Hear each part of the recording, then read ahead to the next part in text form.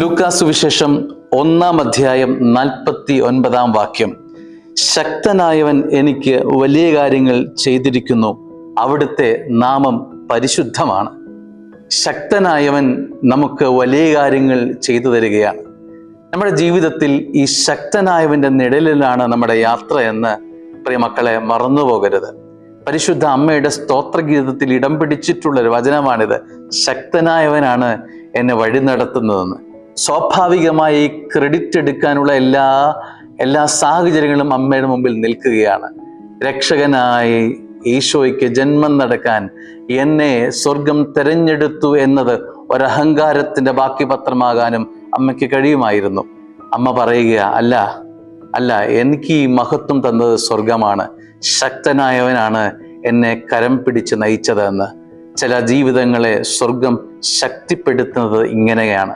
ശക്തനായവൻ എനിക്ക് വലിയ കാര്യങ്ങൾ ചെയ്തിരിക്കുന്നു.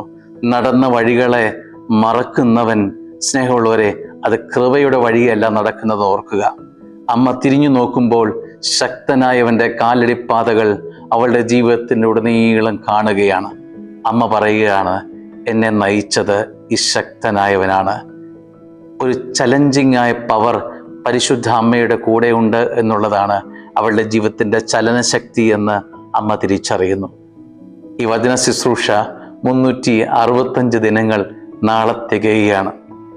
ഒരു വചന ശുശ്രൂഷയുടെ ആരംഭം 1-ാം ദിനം മുതൽ ഈ കഴിഞ്ഞ 364 ദിനങ്ങൾ പിന്നിടുമ്പോൾ ശക്തനായവനാണ് വലിയ കാര്യങ്ങൾ നമ്മളിലൂടെ ചെയ്യിച്ചത് എന്ന് പറയാൻ കൂടി ഈ സമയം വിനിയോഗിക്കട്ടെ. വചന ശുശ്രൂഷയ്ക്ക് വലിയ കൃപ പകർന്നത് പരിശുദ്ധാത്മാവാണ്. പരിശുദ്ധ അമ്മയിൽ നിറഞ്ഞ അതേ പരിശുദ്ധാത്മാവ് തന്നെ ഈ വചന ശുശ്രൂഷയിലും നിറഞ്ഞതിനെ ഓർത്ത് ദൈവത്തെ മഹത്വപ്പെടുത്തുന്നു. വചനം നിങ്ങൾ നിറഞ്ഞപ്പോൾ നിങ്ങളിലും പരിശുദ്ധാത്മാവ് നിറഞ്ഞിട്ടുണ്ട് എന്ന് സ്നേഹപൂർവ്വം വിശ്വസിക്കുകയും ആഗ്രഹിക്കുകയും പ്രാർത്ഥിക്കുകയും ചെയ്യുന്നു. ശക്തനായവൻ നമ്മൾക്ക് വലിയ കാര്യങ്ങൾ ചെയ്തപ്പോൾ നമുക്ക് ചേർന്ന് പറയാം, ഹല്ലേലൂയ. ദൈവം മഹത്വപ്പെടട്ടെ. ആമേൻ.